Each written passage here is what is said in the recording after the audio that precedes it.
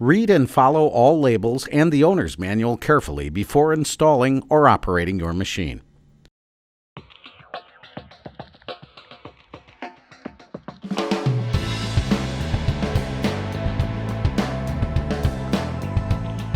The Millermatic 350P, set up with the AlumaPro Push-Pull Gun, is an economical and efficient system solution for welding large quantities of aluminum.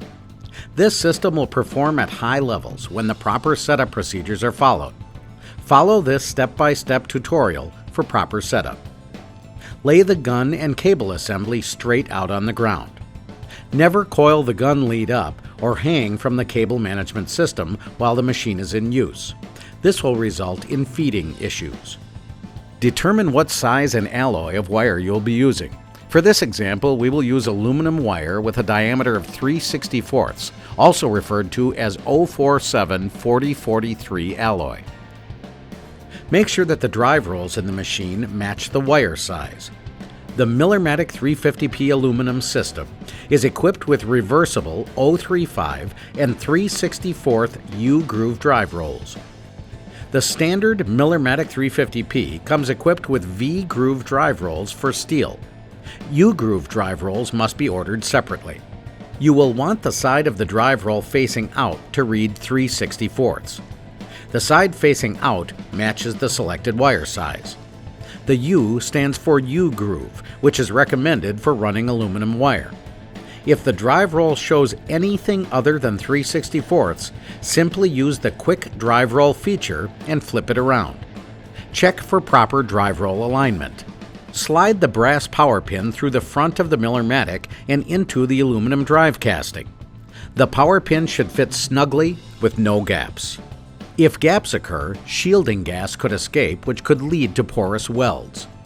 Tighten the knob so the power pin is secure.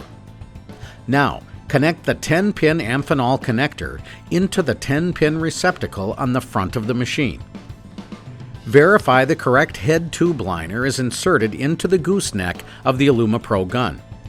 For 3/64 wire, use the yellow Teflon liner for both 4043 and 5356 aluminum wires. Use the 035 Teflon liner for 035 5356 aluminum wire. Use of the 035 steel liner for 035 4043 wire maximizes starts on aluminum, but the 035 Teflon liner may also be used. Unscrew the gooseneck of the gun by the threaded collar and remove the gooseneck. Insert the liner into the gooseneck from the back end with the tapered end towards the front end. Leave the gooseneck off for now. Make sure you're using the correct contact tip for the wire size. Traditionally for steel, the contact tip matches the diameter of the selected wire. For aluminum wire, make certain when using 3/64 wire, the contact tip is marked 3/64 AL. If the contact tip does not have an AL marking, use a contact tip one size larger than the selected wire size. Adjust the tension setting on the AlumaPro gun handle using a flat blade screwdriver. Align the notch with the correct wire alloy type. For this demo, select 4XXX for 4043 wire. Power up the Millermatic 350P. If you have not already made your electrical connection, please refer to your owner's manual. For aluminum welding, always use 100% argon gas. Connect your gas hose. Depress the gun trigger and turn the regulator knob until the gas flow rate is set to 20 to 30 CFH. Press the setup button. The display will read gun in the left meter and MIG in the right meter. Rotate the right knob until ALPR is displayed. You can also simply just depress the trigger on the AlumaPro gun, and Miller's patented Gun on Demand feature will recognize that the AlumaPro gun is attached to the Millermatic 350P. Press the setup button again, and GMAW MIG will be displayed. For this demo, we will be using the pulse feature, so turn the right knob until the right meter displays pulse.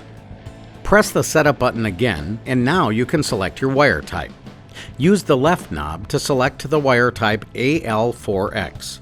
The 4X corresponds to the 4043 alloy wire we selected. If a 5356 alloy was selected, the AL5X option would be selected. Use the right knob to select the wire diameter 3/64. Press the Setup button again. If you would like to adjust your timers, please refer to the owner's manual. Remove the retaining clip and spring. Load the spool of wire onto the spool hub so that the wire comes over the top of the spool. For 12-inch spools of wire, you do not need the spring. Keep it in a safe place so you can run smaller spools of wire in the future. Replace the retaining clip. Adjust the spool hub nut so that the spool of wire moves freely with little restriction. Adjust the front and back tension knobs to less than 1. Take the wire from the spool and make sure it is very straight by sliding it between your thumb and forefinger. Insert the wire into the inlet guide, through the intermediate guide, and into the inlet guide of the AlumaPro gun. Hold the spool of wire firmly and close both tension knobs. Feed the wire through the AlumaPro gun by depressing the trigger of the gun. The wire will begin to feed and then go into a jog mode. Watch where the wire feeds into the gun to make sure the wire does not jam up and begin to bird's nest. After 8 inches of wire has fed through the end of the gun, slide the gooseneck over the wire and thread the collar back on. Close the drive tension and the hatch on the gun. Slide the contact tip over the wire and thread into the diffuser. Tighten until snug. Then slide on and tighten the nozzle. Determine the parameters required for the material you're welding by opening up the flip chart on the front of the 350P. For most flat position and horizontal welding, the arc length can remain at 50. Adjust the wire feed speed by using the thumb wheel knob located on the handle of the machine. As you turn the knob, the wire feed speed will change. Now you're ready to weld.